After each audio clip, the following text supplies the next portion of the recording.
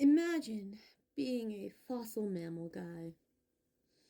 It's hard, I know, when there are dinosaurs out there, but just give it a try.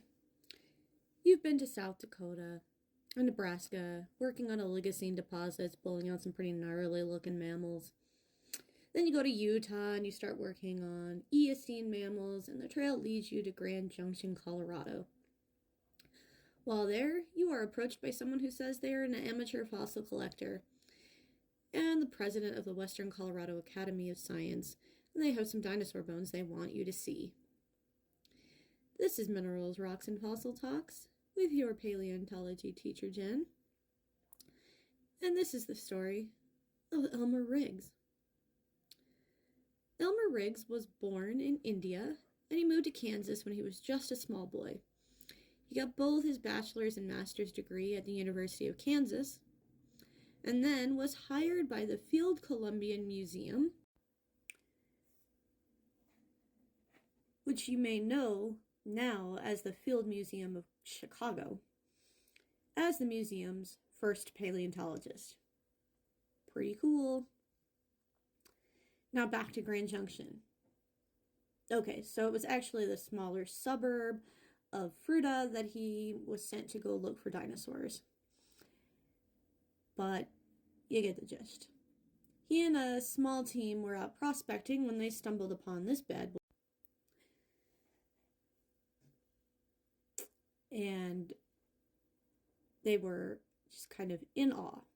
Riggs initially thought it belonged to a brontosaurus and that it was a crumbly piece of junk, so he actually gave priority to a much nicer looking Camarasaurus, which at the time he thought was a Morosaurus, which is now a junior synonym of Camarasaurus, in a nearby quarry.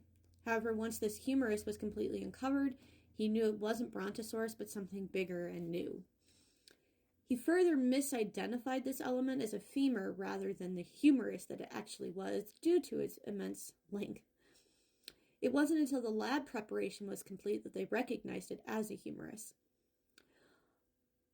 So, little steps.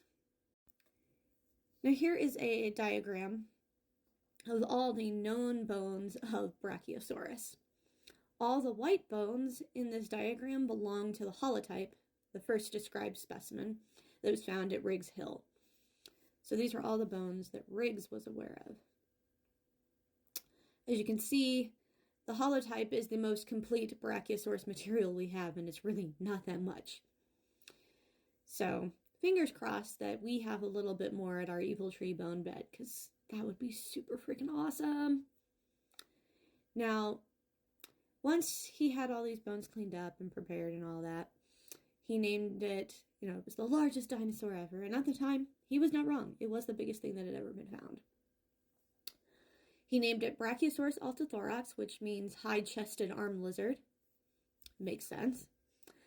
And at the same time as he named this, he actually went back and noted that Apatosaurus and Brontosaurus were probably the same animal and that they needed to be synonymized. You can read more about that in my post about Brontosaurus. You can still visit the quarry where Brachiosaurus was found today. I've actually been there. It's a short trail.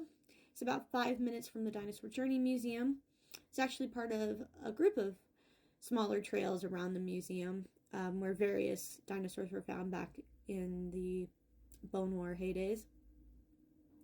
So if you ever head out that way, you can go check out some of these trails and see where these early paleontologists had been when they discovered cool things like Brachiosaurus. I highly recommend it. I spend a lot of time at these places when I go visit my grandparents, so they're just loads of fun. Anyway, I hope to see you all tune in tomorrow as well. I believe I will be talking about Argentinosaurus. So, look forward to that, and I will fossilize you later.